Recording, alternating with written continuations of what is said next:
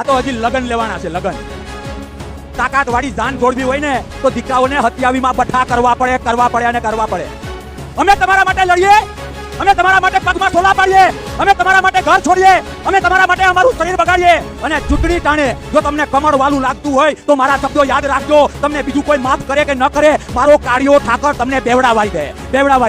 હડકાયું ગામમાં આવે તો પૂછીને નથી કહેતું, એ ઇન્સાનને પણ કહે છે. અને ઝાડવાનું થડ આવે તો ત્યાં પણ બટકા ભરે છે. આ કે ના? એટલે ખોટી હોશિયારીઓમાંથી બહાર આવજો. એક દિલ્હીથી અને એક ગાંધીનગરથી હડકાયા નીકળ્યા છે, એ તમને કઈ પૂછા વગર કહી દે ને એ પેલા કોંગ્રેસની આંગળી ઉપર ચડી જજો, નહીં તો હડકવા થાય. હડકવા જે ભારત માતાને આઝાદ કરવા માટે એ ગાંધી, નહેરુ, સરદાર, સુભાષ એ 10-10 વર્ષ જેલમાં રહ્યા હોય, ભગતસિંહ, સુખદેવ અને રાજગુરુ કે જેણે ઇન્કલાબ જિંદાબાદ કહીને પોતાને ફાંસીના માંચડે હસતા મુખે ચડાવ્યા હોય, એ લોકો જ્યારે દેશની આઝાદી માટે લડ્યા ત્યારે ખબર નથી કે આ દેશ દલાલોના હાથમાં જવાનો છે અને ટુકડામાં વેચવાનો છે. જો એ લોકોને ત્યારે ખબર હોત તો કદાચ આઝાદીની લડાઈ લડવા માટે એમના માવતર એમને ના જવા દે.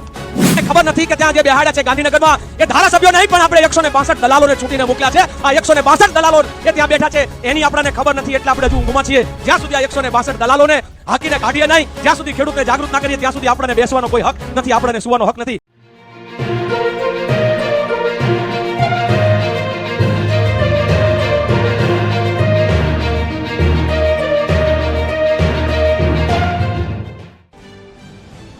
અને આજે કિસાન અધિકાર પદયાત્રા અને એ તબક્કે હાજર માવતર પાર્ટી કોંગ્રેસ પાર્ટીના પ્રદેશ અધ્યક્ષ અમિતભાઈ ચાવડા, પછી લાલજીભાઈ હોય, પાલભાઈ હોય, મહેશભાઈ હોય, જીવણભાઈ હોય, વિકેજી હોય, એક્સ MLA પુંજાભાઈ હોય, વાજાભાઈ હોય, દરેક જિલ્લા પ્રમુખ હોય.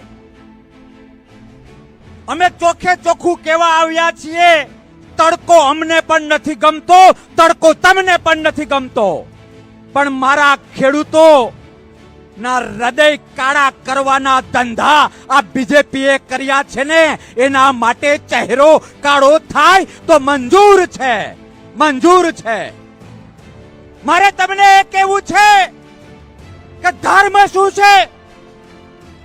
કોંગ્રેસ માટે કિસાન અધિકાર પદયાત્રા માટે મારા દરેક વક્તાઓ વાત કરશે, પણ જે ધર્મના નામે, જે સનાતનના નામે આ ભ્રષ્ટ ભાજપે તમને અને મને ઉલ્લુ બનાવ્યા છે, એની 2-5 મિનિટ વાત કરવી છે. 2-5 મિનિટ વાત કરવી છે.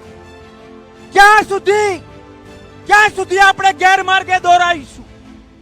મારે દ્વારકાની ભૂમિ ઉપરથી ભાજપને ચેલેન્જ આપી છે કે તમારા બાપમાં તાકાત હોય તો જગતના તાતની વેદના સમજીને બતાવો, અમે તમારા પગમાં પડવા તૈયાર છીએ. મારે ભાજપને કહેવું છે કે કોંગ્રેસે મહાભારત માટે જે કામો કર્યા એમાંથી 1 0 કાઢી નાખો. જો કોંગ્રેસે 100 કામ કર્યા હોય તો તમારા 10 કામ બતાવો. જો કોંગ્રેસે 1000 કામ કર્યા હોય તો તમારા 100 કામ બતાવો. બાકી ફાકા ફોજદારી બંધ કરો, નહીં તો આ ખેડૂતો માફ નહીં કરે. એક મેસેજ ત્યાં પહોંચાડવો છે. અમે ગામડે ગામડે ફર્યા. વ્રજવાણીમાં કાનુડો આવ્યો તો 140 બહેનોએ, 7 વીસી બહેનોએ એમનો દેહ ત્યાગ કર્યો કૃષ્ણના પ્રેમમાં. છેલ્લે કાળિયા ઠાકરની દ્વારકાનો પણ ઇતિહાસ છે, દ્વારકાધીશની નગરી છે. મારા બાપ, આ જગતમાં એક પણ સમસ્યા એવી નથી કે જેનું સમાધાન કાળિયા ઠાકર પાસે ન હોય, દ્વારકાધીશ પાસે ન હોય. અને આજે એ વેદના લઈને આવ્યા છીએ. તમે જે માધ્યમથી અહીંયા પહોંચ્યા છો, અમે તમારા માટે લડીશું.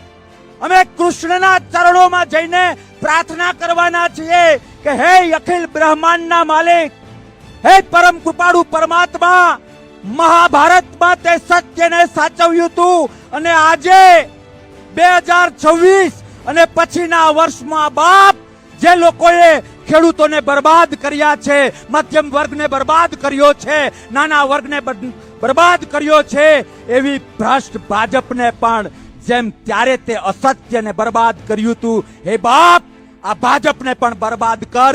તો અને તો જ તમારી અને મારી આવતીકાલ છે. મારા શબ્દો યાદ રાખજો.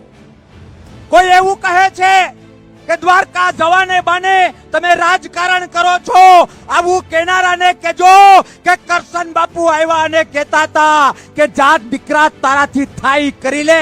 છાતી ઠોકીને રાજકારણ કરીએ છીએ, છાતી ઠોકીને રાજકારણ કરીએ છીએ. મારા બાપ કાનુડાના ચરણોમાં ફરિયાદ લઈને જાવું હોય અને એને જો કોઈ રાજકારણ કહેતું હોય તો એક વાર નહીં 7 વખત રાજકારણ કરીએ છીએ. મારા ખેડૂતોની વેદના લઈને 500-600 કિલોમીટર ચાલવાનો હોસલો કોઈ રાખતું હોય અને એને કોઈ રાજકારણ કહેતું હોય તો 120 વખત રાજકારણ કરીએ છીએ. ભાજપે આજ સુધી જે ધર્મના નામે કહ્યું, ધર્મના નામે જે કર્યું અને તમને ગુજરાત અને દેશને જે ગેરમાર્ગે દોર્યા એમાંથી પાછા વળવા માટે તમને આહવાન કરવું છે. બોલો, તૈયાર છો? હા કે ના? જમીન ઉપર કંપની પ્રેમને કારણે આ ભાજપે નજર બગાડી છે. હા કે ના? ખેડૂત રાત દિવસ મહેનત કરે પણ એને યોગ્ય ભાવ નથી મળતો. હા કે ના? આના માટે જવાબદારને ઉખેડીને કૃષ્ણના આશીર્વાદ લઈને દરિયામાં ફેંકી દેવાય. હા કે ના? તમને આહવાન કરવા આવ્યા છીએ કે જે જમીન માટે આપણે લડીએ છીએ, જે 7 માટે આપણે તાકાતથી હોસલો રાખીએ છીએ, હું અનેક વખત કહું છું, મારા શબ્દો કાન ખોલીને સાંભળી લેજો બાપ. એ 7 ની જનેતા જો કોઈ હોય તો એ કોંગ્રેસ છે, કોંગ્રેસ છે અને કોંગ્રેસ છે. પાલભાઈના નેતૃત્વમાં, જયેશભાઈ કિસાન કોંગ્રેસ ચેરમેનના નેતૃત્વમાં, પછી લાલજીભાઈ હોય કે કોઈ પણ હોય એના નેતૃત્વમાં આપણે આજે અહીંયા પહોંચ્યા, પણ અહીંથી વાત પતતી નથી. આ તો હજી લગન લેવાના છે, લગન. તાકાત વાળી જાન જોડવી હોય ને તો દીકરાઓને હત્યાવીમાં બઠ્ઠા કરવા પડે અને કરવા પડે. અમે તમારા માટે લડીએ, અમે તમારા માટે પગમાં સોલા પાડીએ, અમે તમારા માટે ઘર છોડીએ, અમે તમારા માટે અમારું શરીર બગાડીએ અને ચૂંટણી ટાણે જો તમને કમળ વાલું લાગતું હોય તો મારા શબ્દો યાદ રાખજો. તમને બીજું કોઈ માફ કરે કે ન કરે, મારો કાળિયો ઠાકર તમને બેવડા વારી દે, બેવડા વારી દે. ઠાકરમાં આવો ત્યારે તમને કોંગ્રેસ યાદ આવે, ભીમાં આવો ત્યારે તમને કોંગ્રેસ યાદ આવે. બેન દીકરી જમીનનો પ્રોબ્લેમ હોય ત્યારે તમને કોંગ્રેસ યાદ આવે.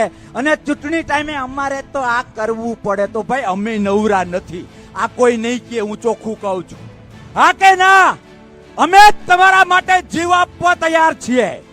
અમે તમારા માટે સમાધિ લેવી પડે તો સમાધિ લેવા તૈયાર છીએ. અમે તમારા માટે રાત દિવસ લડવા માટે તૈયાર છીએ.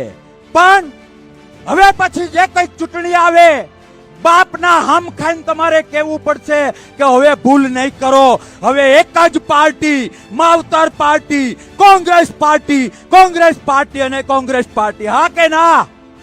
હા કે ના? વિશેષ કઈ નથી કહેવું. છેલ્લી એક વાત જે હું લગભગ સભામાં કહીને આવ્યો છું, તમારા ગામમાં ક્યારેય હડકાયું કૂતરું આવ્યું?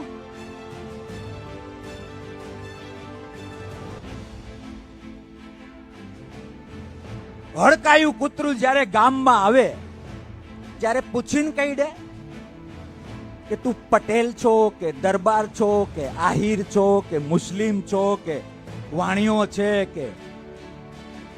ગીતાબેન બરાબર ને? તમને ક્યારે કહ્યું? હડકાયું ગામમાં આવે તો પૂછીને નથી કહેતું, એ ઇન્સાનને પણ કહેડે છે. અને ઝાડવાનું થડ આવે તો ત્યાં પણ બટકા ભરે છે. હા કે ના? એટલે ખોટી હોશિયારીઓમાંથી બહાર આવજો. એક દિલ્હીથી અને એક ગાંધીનગરથી હડકાયા નીકળ્યા છે, એ તમને કઈ પૂછા વગર કહેડે ને એ પેલા કોંગ્રેસની આંબલી ઉપર ચડી જજો, નહીં તો હડકવા થાય, હડકવા. હા કે ના? આવો સૌ સાથે મળીને દ્વારકાધીશને પ્રાર્થના કરીએ. છો બધા તૈયાર? તાકાતથી. અને એ વાત પૂરી કરું એ પહેલા આજના કાર્યક્રમમાં તમને એક નવું લાગ્યું હશે, નવું. આ સ્ટેજ ઉપર કોઈ નથી. હા કે ના? ખાલી છે ને? મારી નજરથી જોશો તો આ સ્ટેજ ઉપર કાનુડો છે. જેના નસીબમાં હોય એને દેખાય, જેના નસીબમાં હોય એને દેખાય. કૃષ્ણ પરમાત્માની શ્રદ્ધાથી અહીંયા એક કાનુડો હશે અને એ કાનુડે કાન રાખજો, એક આંખ બંધ કરજો. એ કાનુડો તમને કહેશે કે આ બધા જ આખી ટીમ સાચી છે. હવે કોંગ્રેસ તરફ પાછા વરો અને ભાજપને ખાઈડમાં નાખો. એવો અહીંયા બેઠેલો કાનુડો તમને કહેશે, જો બીજેપી નામની રસી નહીં લીધી હોય તો. છો તૈયાર? બે હાથ ઊંચા કરીને પ્રતિજ્ઞા લેવા માટે તૈયાર છો? બે હાથ દરેકના ઊંચા. હે દ્વારકાધીશ, હું પ્રતિજ્ઞા લઉં છું કે ધર્મના નામે લોકોને ઉલ્લુ બનાવીને જે લોકોએ સત્તા પ્રાપ્ત કરી છે એને એની ઓકાત બતાવીને હવે પછી માવતર પાર્ટી કોંગ્રેસ માટે મહેનત કરીશ, કોંગ્રેસ માટે મહેનત કરીશ, કોંગ્રેસ માટે મહેનત કરીશ. બસ ભવિષ્યમાં મળતા રહીશું. ક્યાંય કોઈ પણ પ્રકારની સમસ્યા હોય અને તમારો નજીકનો કોઈ પણ સેલનો કોંગ્રેસી વ્યક્તિ હોય એને અવાજ કરજો. પાછા પડીએ ને તો અમારા નામ બદલી નાખજો. હા કે ના? આવો મહાદેવને યાદ કરીને મારી વાત પૂરી કરું છું. પણ જે કૃષ્ણની સાક્ષીમાં બે હાથ ઊંચા કરીને કોંગ્રેસ માટે કામ કરવાની પ્રતિજ્ઞા લીધી, એ ખાલી ફોટા પડાવવા લીધી છે ને તો કાનુડો છોતરા કાઢી નાખશે, છોતરા. કારણ કે અમે ધર્મની સાચી વાત કરીએ છીએ, કર્મની વાત કરીએ છીએ. અને બીજેપી વાળા ખોટે ખોટી ધર્મની વાતો કરીને લઈ ગયા. હા કે ના? અને ધર્મની વાત જો બીજેપી વાળા સમજતા હોય તો છેલ્લા 10 વર્ષથી એને ચેલેન્જ આપું છું કે આવો તમારા 100 અને એક બાજુ હું. ધર્મની વાત તમે પેલા કરો, ધર્મની વાત પછી હું કરું. જનતાને પૂછો અને જનતા એમ કે બાપુએ કીધું એ વાત સાચી તો જ હા, બાકી સમાધિ લેવા તૈયાર છું, સમાધિ લેવા તૈયાર છું. ભવિષ્યમાં મળીશું. ઘણા બધા વક્તાઓને બોલવાનું છે. તાકાતથી મહાદેવને યાદ કરીએ કે આપણા સૌનું ભલું થાય, સારા અને સત્ય સાથે જે છે એનું સારું થાય અને ખોટા લોકોનો જલ્દી ખરખરો થાય. એ માટે મહાદેવને તાકાતથી બે હાથ ઊંચા કરીને યાદ કરીએ. ઓમ નમઃ પાર્વતી પાતી હર હર મહાદેવ. જય લોકશાહી, જય લોકશાહી, જય. જે ગુજરાતના ખેડૂતોની દીકરીઓ આવી બહાદુર તાકાતવર હોય, અદાણી તો શું, અંબાણી તો શું, એના બાપની એ તાકાત નથી કે ખેડૂતોના ખેતરો જે છે એવી રીતે એમને ઝૂંટવી જાય. આમાં પાલભાઈએ જે વાતની શરૂઆત કરી, મારે વાત ત્યાંથી કેવી છે. ખૂબ સમય ઓછો છે એટલે ખૂબ ટૂંકમાં એટલું કહું કે પહેલા રાપર વિસ્તારના લોકોને પૂછ્યું કે તમારા ખેતરોમાં થાંભલા આવ્યા? તો કે હા, અમને એમ કે સરકારી છે. પણ મારા છેતરી ગયા લોકો. કેવી રીતે ખબર છે? પહેલા સરકાર માલિક અને કોન્ટ્રાક્ટ કંપનીઓને આપતી હતી. હવે આ નવું જોવા મળ્યું છે આ નવા રાજમાં કે માલિક અદાણી ને અંબાણી અને એનો કોન્ટ્રાક્ટ છે એ આપણી ભારત સરકારની એક કંપની રાખે છે. એટલે હવે સરકાર કોન્ટ્રાક્ટર છે ને માલિક અદાણી ને અંબાણી છે. અને એટલા માટે આપણને એમ લાગે કે પાવર ગ્રીડ એ સરકારી છે, પણ એ ખરેખર તો કોન્ટ્રાક્ટર છે અને આપણાને બધાને છેતરવાના ધંધા કરે છે. અહીં બેઠેલા સૌરાષ્ટ્રના એક એક વ્યક્તિઓને મારે કહેવું છે, કચ્છથી આવેલા, કે આ લોકો કેટલી જમીન ખાઈ શકે એનો આંકડો બનાસકાંઠા થી લઈને ખાવડાના પટ્ટા ઉપર ગયા ત્યારે ખબર પડી કે આ લોકો 32 બાય 32 ચોરસ કિલોમીટર એટલે કે 1 લાખ હેક્ટર જમીન. તો મને એમ થયું, ઓ આટલું બધું. ત્યાં તો નજીકના લોકોએ કીધું કે લાલજીભાઈ આ તો 5મા ભાગનું જ છે, 20% છે, આનાથી જમીન વધારે. મેં કીધું કેટલી? ભારત પાકિસ્તાન બોર્ડર ઉપર 5.5 લાખ હેક્ટર જમીન.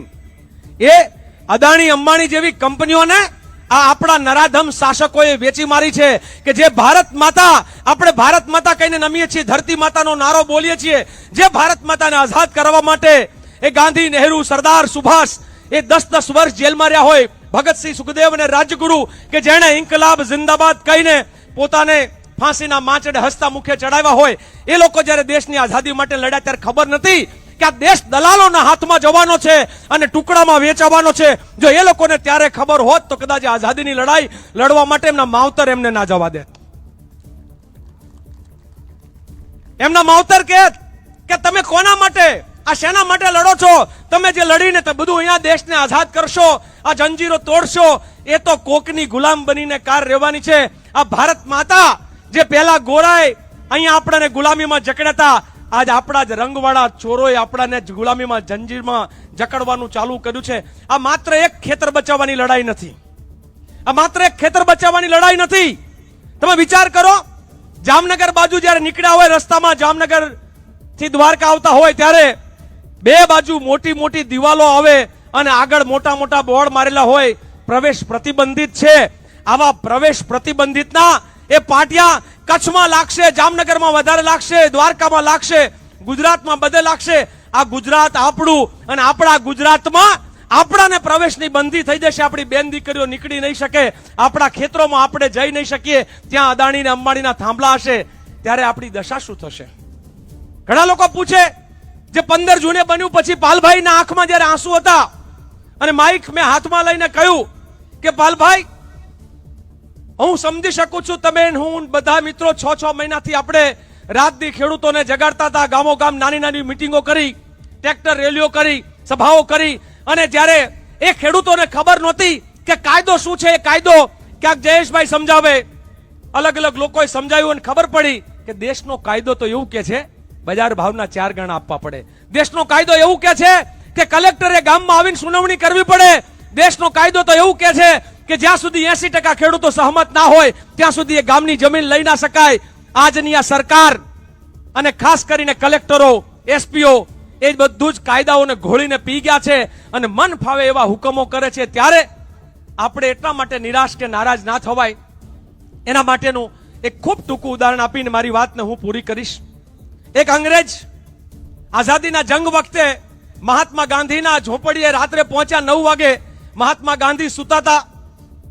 એ જ્યારે 9:30-10 વાગે નહેરુની ઝૂંપડીએ પહોંચ્યા. હું ઝૂંપડી કહું છું, મહેલમાં નતા રહેતા, બધા છાપરાઓમાં જ રહેતા હતા ઝૂંપડી બનાવીને, એટલે કહું છું. અત્યારના રાજાઓ જેવું નથી. આ રાજા એટલે આપણા પેલા રાજા નહીં, આજના જે આ લૂંટારા રાજાઓની વાત કરું છું. એ નહેરુની ઝૂંપડીએ પહોંચ્યા તો નહેરુ સુતા હતા 9:30-10 વાગે. સરદાર પટેલ, હું તો ઘણી વખત સરદાર પટેલ માટે એમ કહું છું, નેતા વો દમદાર થા, નામ ઉસકા સરદાર થા. જરા એક વખત સરદાર પટેલને યાદ કરે છે. નેતા વો દમદાર થા. તમારામાં દમ નથી, નામ ઉસકા સરદાર થા અંદરથી આવવું જોઈએ. નેતા વો દમદાર થા. એવા સરદારના વંશજો છીએ આપણે લોકો સૌ. ત્યારે એ સરદાર પટેલ એ રાત્રે 11 વાગ્યા સુધી મથીને એ પણ સુતા હતા.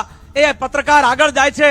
બાબા સાહેબ આંબેડકરની ઝૂંપડીએ રાતે 12 વાગે એ ટમટમ દીવે લખતા હોય છે અને કહેતા હોય કે બાબા સાહેબ, આ બધા સૂતા છે, તમે શું કરો છો? કેમ રાતે 12 વાગે જાગો છો?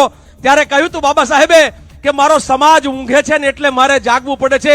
એમ મારે પાલભાઈએ કે તમારે અહીંયા બેઠેલી હરોળ છે એને બધાએ અમારે કહેવાનું કે આજે મારો ખેડૂત હજુ એ પોતાની જાગૃતિના મુદ્દે ઊંઘમાં છે. એને ખબર નથી કે ત્યાં જે બેહાડ્યા છે ગાંધીનગરમાં એ ધારાસભ્યો નહીં, પણ આપણે 162 દલાલોને ચૂંટીને મોકલ્યા છે.